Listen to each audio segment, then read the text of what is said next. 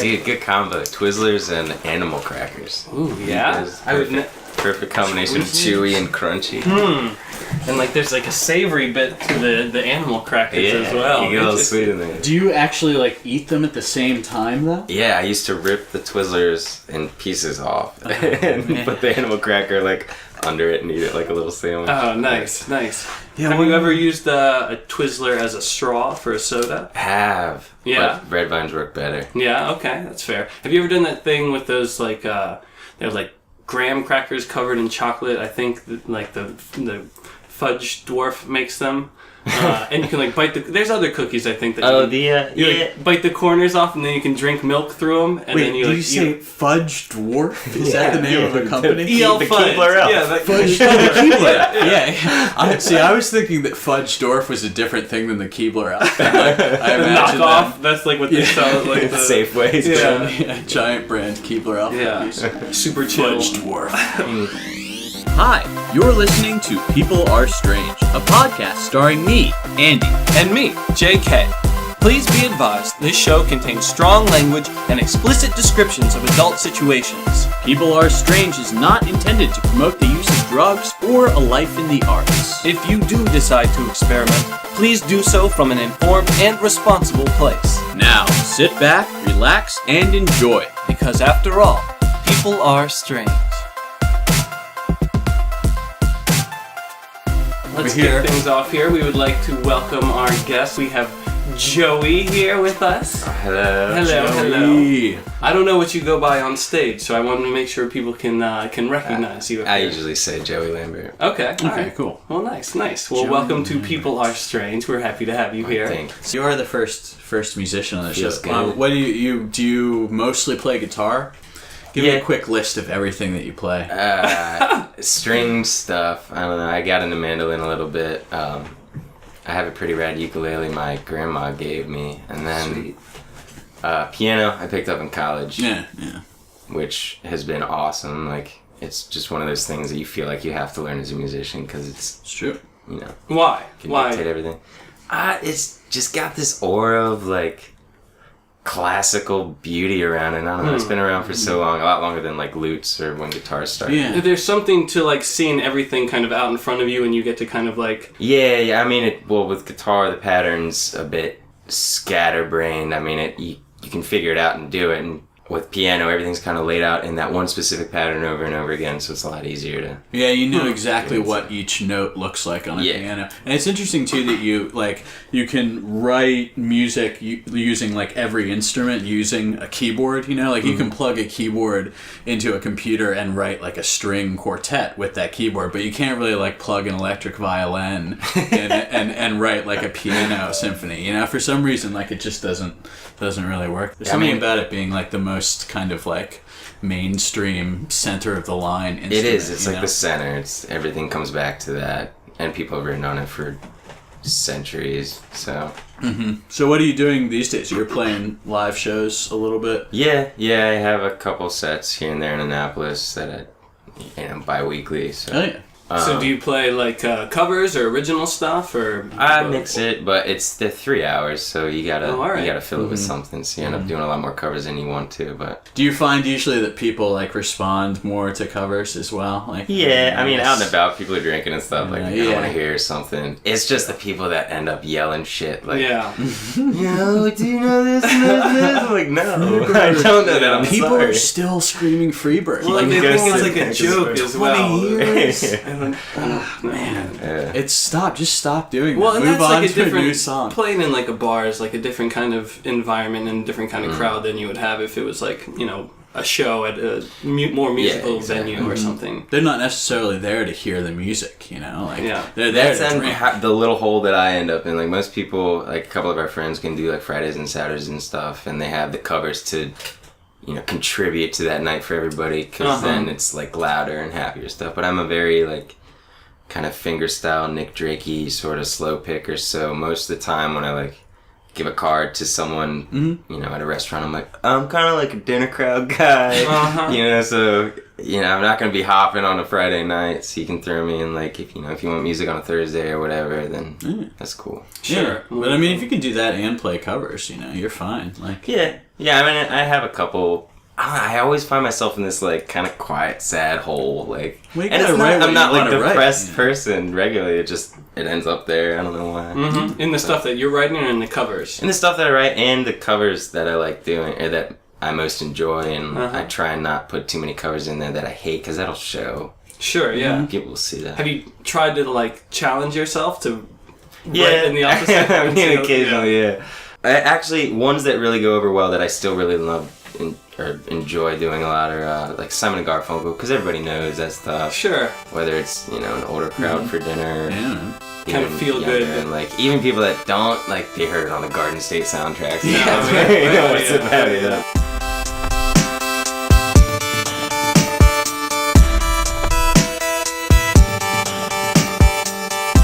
Do you usually have a couple of beers before you play in front of a crowd? Do you have the option? Beers, I can't. Beers really? are like, the carbonation kind of messes with the throat. Oh, right. And for a lot of people it doesn't, but for me, I noticed it. I have like a bit of the refluxy too, so. So you said you don't like to drink beer, but is there a beverage that you would? Yeah, I'd typically get like I'd get hot toddies with honey. Oh, yeah? So that, What's a hot toddy? It's Sounds like something my grandmother would drink. It depends. It depends on where you go. It's like hot water, tea, lemon, and honey. I'll do that. Is there with something alcoholic in there? I assume. Yeah, whiskey. Typically, nice. Are you a whiskey man generally? What's your favorite liquor? Beer, but I like Scotch second probably. All right, nice. Or wine. They're close. They've been fighting for a while. Red or white? Red. Yeah. Yeah. You like it dry or like real tanniny or more? I like them both, man. Yeah. I don't know. Yeah. Wine makes me sweat. If I drink a lot of wine and then go to bed, I wake up just like, oh, I'm so gross right now. That's funny. Just wine specifically. Like liquor doesn't. I love drinking red wine, but it makes your teeth like purple, so you can't drink it in certain circumstances. You get the cotton with it too. Yeah. So I guess I like dries more. Yeah, I like that. I love that. Like smacking. Yeah, exactly. There's Dry no right up. I love that. But dude, it's per occasion, man. Like I can sit down and you sit down for like a chess game that you're gonna spend 3-4 hours on with your buddies or whatever. Put some like classical music on, have a glass of wine, and maybe like a joint in the corner, just nice. an hour in or something like that. Hell yeah.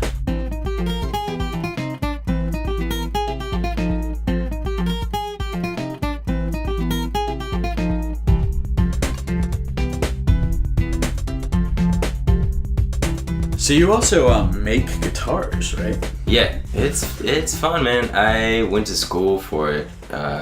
It's going on 7 years ago now. So, I was at school for music, classical performance, where you're wearing the footstool and everything, and trying to read. Which, by the way, the difference between piano and guitar reading is astounding. It's horrible. I hate it for guitar, but piano's okay. Interesting. Just because of the structured element or whatever. I remember I took a guitar class and I was fine when we were picking through, but then when it came to reading chords, I never I also got really ahead, and then I slacked off talking to a cute girl in the back of the classroom, so I kind of forgot everything I learned. And that guitar what's initially for anyways. I guess so. So I was taking music at college, music, classical performance, and then I had an art minor, and I kept flip-flopping them because I didn't know what I wanted to do. What kind of art were you looking at?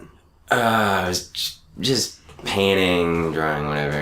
Art history or more creating? It was the process of creation of art. What medium did you like to work in? I like painting a lot. I've always wanted to get into sculpture, never got into sculpture, but that's kind of one thing on my bucket that I need to get in. And half my friends from Baltimore went to Towson for metal sculpting and stuff like that. So I'm... Well, and you've done a lot of, woodworking now at this point, which is kind of, Do you ever paint your guitars? No, I've thought about doing wood. I'm getting into... Once I got the training on how to use all the tools and stuff for using wood, that I'm doing these weird kind of little side project things now, like mosaic pictures and stuff like that. Oh, cool.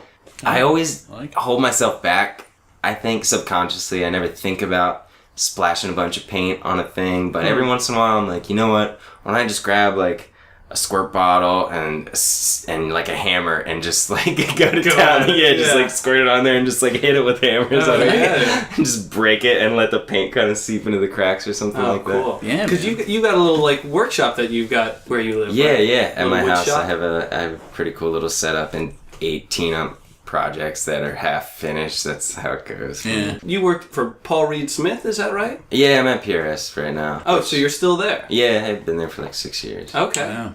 So do you play any guitars that you made yourself? Yeah, I actually, the one that I mainly play out is the first one that I built, which sounds the best, I think. I don't know why. Like, typically that's not that you'd work towards something better, but maybe it's just the heart that kind of went into creating that first Your thing. first like one, yeah. That's interesting. Blood, You'll sweat, always and be tears chasing that pouring- first hit now, man. Yeah. Chasing that Chasing the Camatia dragon. Rosewood Dragon. Yeah. That's really great too to play that out, because then you have people coming up to you like, what kind of guitar is that? And you're like, I made this. Here's my business card. Yeah, I mean, it's not something I'm like readily throwing at Well, no, people. but I try still, not it's to, just but a great yeah, opportunity, it feels you know? good to be able to say something like that. Yeah, for real. What is it like working at a guitar factory, I guess? It's cool, man. It's different. Like, I harken back to a couple minutes ago. Like, I left school because I didn't know what I wanted to do, art or music, and someone told me about Luther School, and me and him went there, and then 7 months later we come back and looking for a job, so I get one at PRS. And that's where you learned to make guitars initially at Luther School. Yeah, we built an acoustic and an electric, and took like a repair course while we were there. Oh, cool.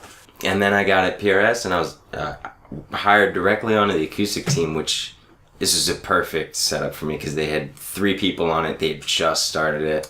I wasn't going to be doing like production line, spinning, 1, 2, 8 over, and just that's what you do all day. I get to like be a part of each and every process, which is fun because you're not stuck in a monotonous assembly line kind of a thing where you're just putting on the knobs or whatever. You get to spread yourself out a little bit. Yeah. And we expanded to at one point I think we had 20 some odd people, and now we're back down to 9, 10, 11, something like that. Nice. But, Do you think you like learned a lot more about playing guitar once you like started making them? Did it kind of clue you in? ear got a lot better. Yeah. Yeah, I mean, not necessarily playing wise, but hearing certain things and hearing overtones and being able to like use. So I guess it plays and playing a little bit. You can do weirder stuff and know that it's gonna work. Yeah, exactly. I can't get specific on it. Sure.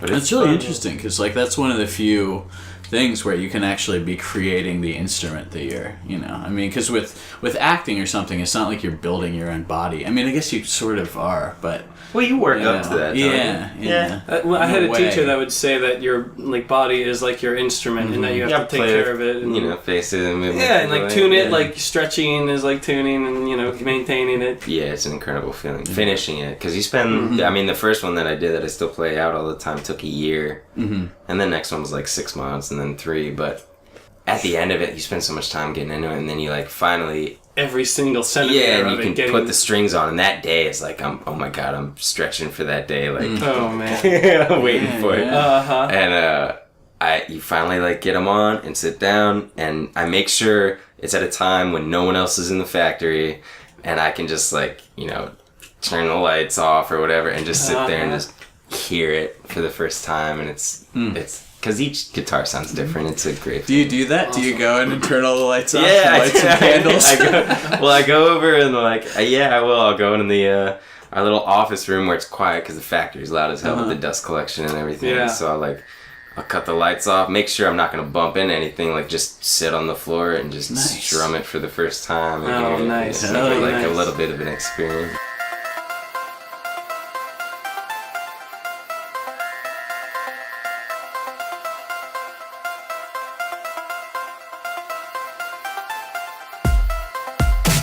You talked about debating what you wanted to go into in college, and then I still have that debate going on. Yeah. Like, I don't know if I want to build more or play more. That's my biggest issue right now. Because most of my time is dedicated to building. Obviously, it's my main job.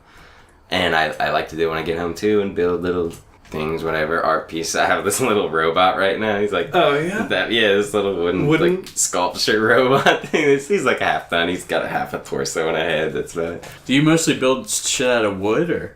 Yeah, it's all wood. I haven't wood? really messed Nice. with metal too much. That's awesome. Or any other medium. But, Why are you building a robot? Why'd you pick a robot? dude, Daft Punk had just came out, and I was like crushing the shit out of the Daft Punk album. I The need a newest little one, robot. yeah.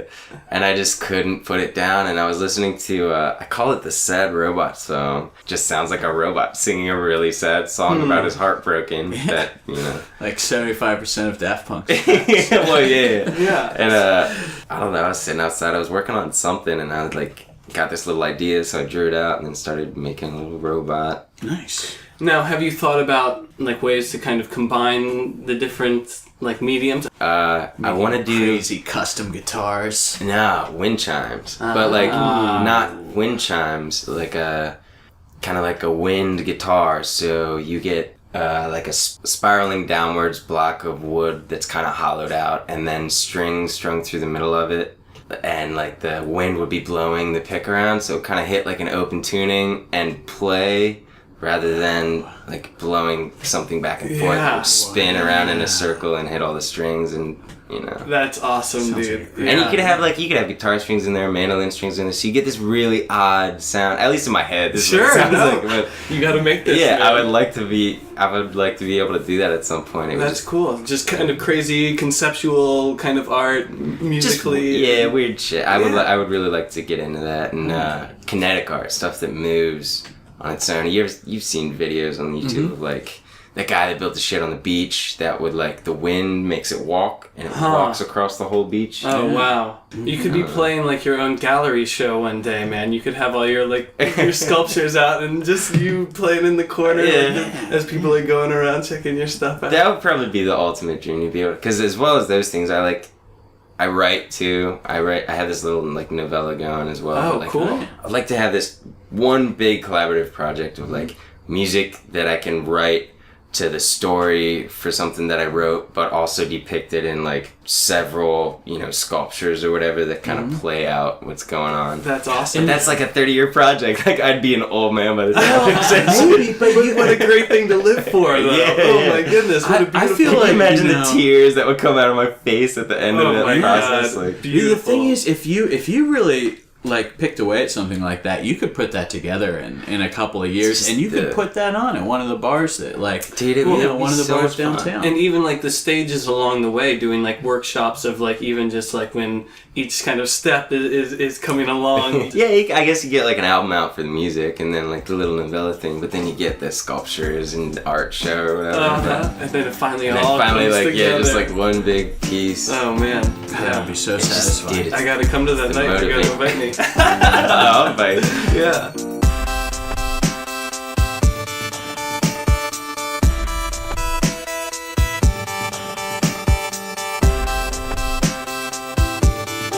So yeah, so like, are you working on anything right now? We know that you've got your workshop full of like Just crazy full of shit, projects yeah. and things that you're conceiving in your mind as well. I'll give you the short list. I got the robot. I got to finish. Yeah. I got this like 4 foot by 2 foot mosaic.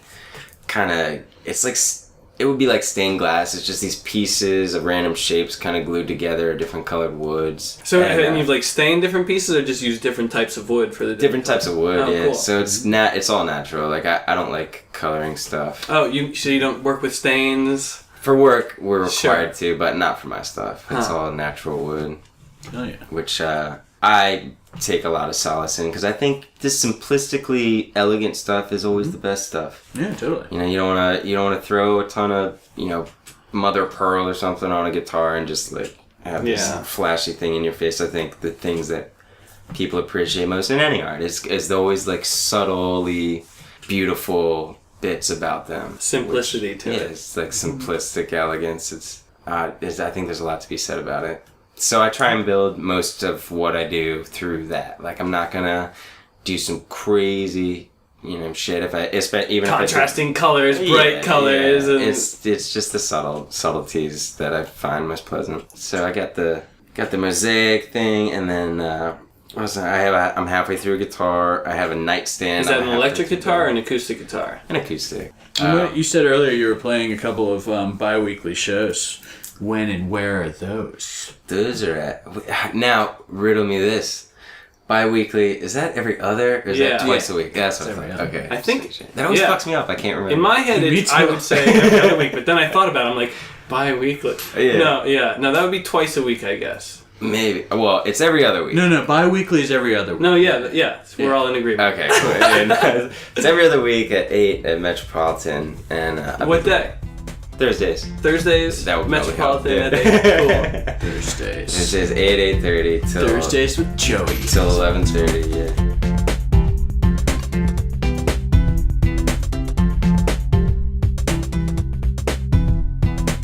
Now, can you talk on the process of making an electric guitar versus an acoustic guitar? You haven't done it in 6.5 years. What, made an electric guitar? Yeah, I build solely acoustic stuff. Wow.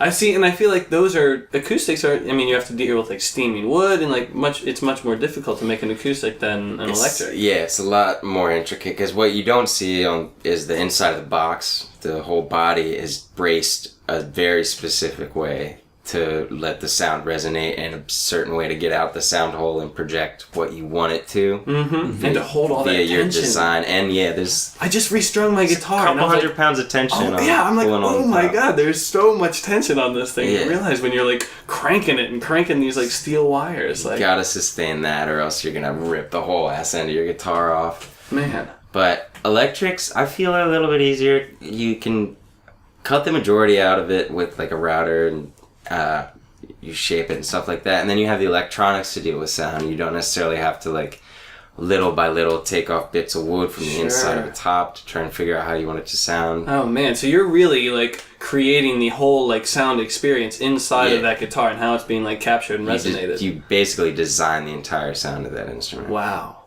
And not to say that there's not a bit of the woodworking that makes an electric sound the way it does, but also you have this heavy element of pickups, which most people aren't winding or creating themselves or buying someone else's, so you have to incorporate those two things to how you want it to come out at the end. And I would like to do another one at some point. I just haven't. I find the creative process of acoustics a lot more kind of intimate, and like you get into it a little more. Yeah. Interesting. So you have like the steamer and everything to make it at your place, at your workshop. Yeah. A couple things are missing from my work, but I do utilize the tools at my work. Absolutely. That is one of the benefits of working at one of the finer guitar manufacturers. They're pretty nice about that. Good. They'll let us go off the clock a little bit and then do side projects. That's really good. As long as we use most of our own paper, sandpaper, and stuff like that. Sure, yeah. Bring your own materials. And, get but the tools they have there, cool.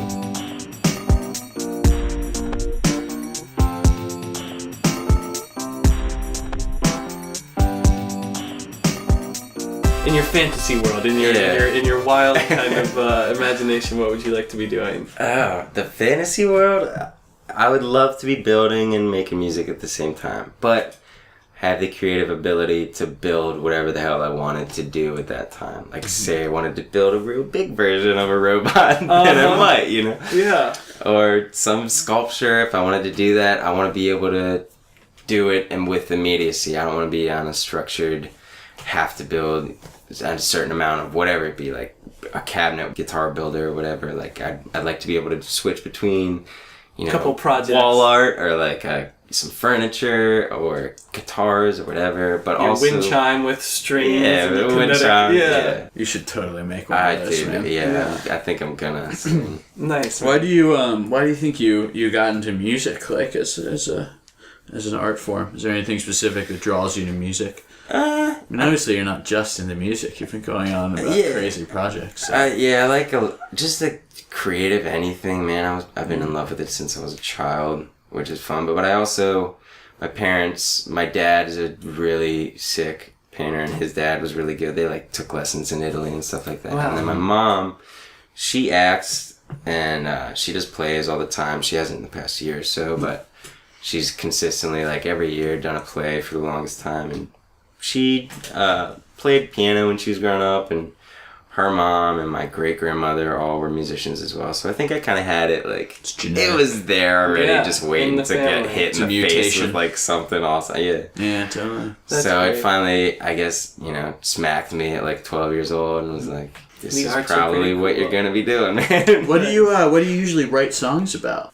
Weirdly, like, you know, the whole Baroque pop thing going on now with like Fleet Foxes and like, there's a whole sort of genre called Baroque pop, which it has this unique kind of classical element to it, which kind of feels timeless, which I like a lot.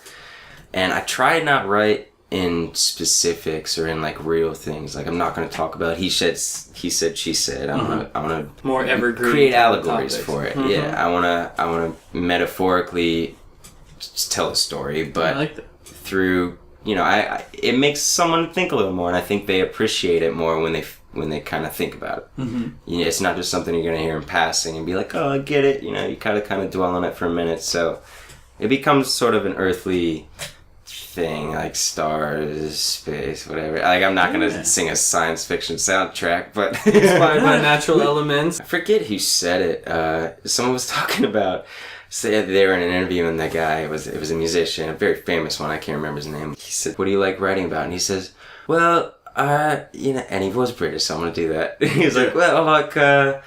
You know, I like writing about pencils and you know, cans of soda. Like, I don't like writing about serious shit. It's too fucking complicated. He just like goes on and he's like, but the ability to be able to take a pencil and like break that down into a story, I think is so much more enticing and full than just kind of talking about life as you would experience it on a daily basis. Totally. Kind of like think from the viewpoint of like a eraser on a pencil head. Like how does he feel about getting used so much, like to erase people's ideas? Like, Yeah.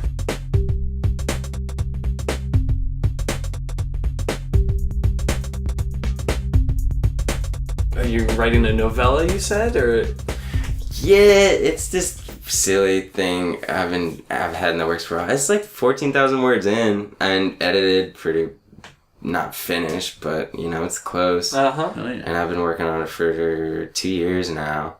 That when I started, I had this big idea of like, oh, I kind of want to write like music to it, so when you're reading it, you can listen to this music on the side. That whole basic idea again of like building stuff, which funnily enough, now it seems like I'm a fucking robot freak. Because it's a story about this wooden robot that wakes up, and he doesn't know, obviously he just woke up, he doesn't know how he was created or whatever, and he starts kind of playing with his body functions and stuff, and like finally opens his eyes and sees this huge world around him, and he's kind of like a child in the playground for the first time. He wants to experience everything, so he starts running around, and kind of like he looks up and he's like, oh, I could probably get up there too, and like jumps and then falls, eats shit, breaks himself, and he's got to figure out how to deal with like having broke himself. But my favorite part about the whole thing is that like he realizes that all the trees within the world are the fruit that grows on them are the same. It grows like gears as fruit, sort of. So like the cogs within him,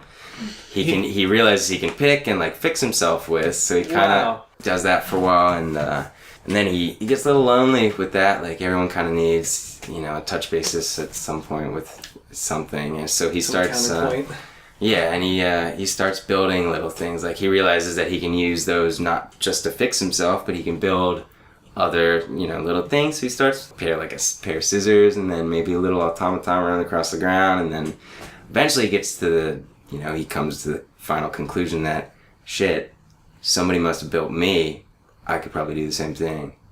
Nice. And then I'm not going to give you the rest. Yeah. Oh, man. I'm so peaked. Man, that's awesome. That's you gotta great. make short films, dude. Oh, yeah. Yeah, dude. I might know a few filmmakers that could help you out with that. You can sculpt the things. You can write the music. I've awesome. been very like quietly excited about that for a while, but That's really cool. You know, finding the time between everything is just It's true. You can pull it off. Motivation's a bitch, man. Well, I mean, it sounds like you're not lacking it. You've got a lot of projects going on. Like, that's one thing, too, is, like, sometimes just to sit back and be like, oh, damn, I did do that, and I am working on this, and this, and this, and this. It's like, you feel like you should be more productive, and you should be doing more. And that's not a bad way to feel at all, because that will drive you to keep creating. But it's also good to sometimes be like, oh, all right, I am doing some shit. I have all these things going. I think it's much better to have lots of ideas and little motivation than little ideas and tons of motivation, because those are the people just churning out like Shit. Scary Movie 5 through 10. Yeah. that crap. If you put all but if you think about that motivation it took to start all those things, and you like try and order it, you could probably like finish projects. I heard some stupid quote about like the only difference between successful people and non-successful people is how much you can like stick to your schedule. So that's the only difference.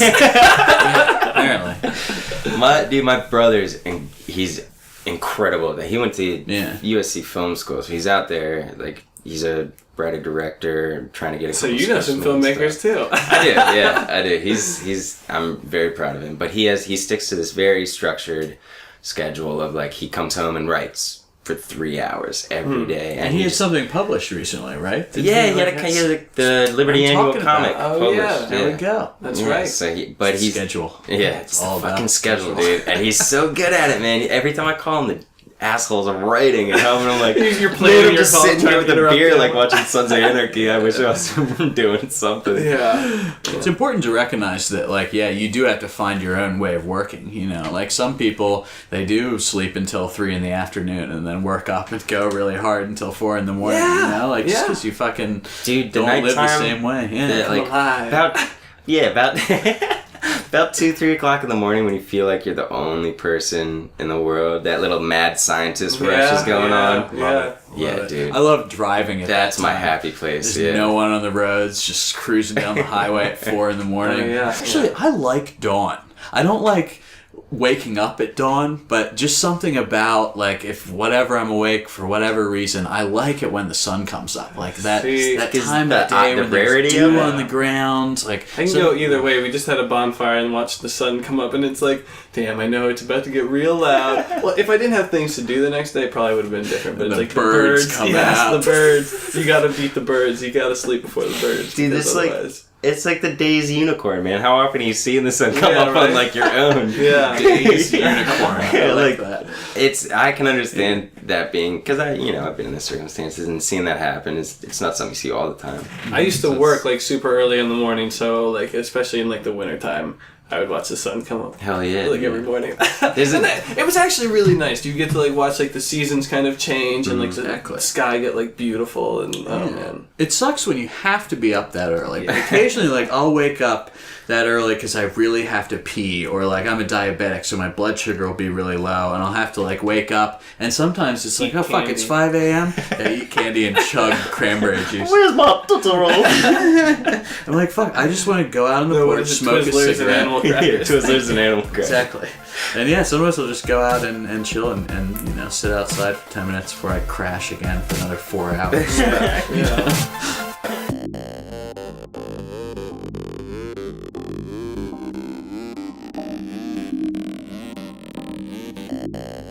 So you're playing shows these days at Metropolitan, 8 o'clock every other Thursday? Yes, sir. So when's the next one? And people can buy your guitars. This Thursday, 2 days from now. This Thursday, so that's October 30th, so the one after that. That might be the day we release it. Yeah. Hey, everyone, go see Joey. Now. We want to thank Joey Lambert for stopping by here with us on People Are Strange. Thank you very much. Thanks a lot. Absolutely, man. Happy to have you on. Appreciate it. Yeah. Rock. Cool, yeah. man. And want to see your robots, how they're developing, and your guitar Maybe I'll set wind them up on chime. the side of me and then make fun of you while you walk in and trip on your face. Yeah. If I win the lottery, I'm going to finance your short film. I'm making that act right I want now. to see that happen. I want to see that happen. Sweet, man. But yeah, thanks, guys. Absolutely, man. Cheers. Time's up! Get out! Thank you for joining us for People Are Strange. If you enjoyed the show, please like us on Facebook. Subscribe to us on YouTube and iTunes. Email us, andyandjk@gmail.com. And most importantly, tell your friends. I'm Andy. And I'm JK. Be sure to check back with us next week for another exciting new episode of People Are Strange.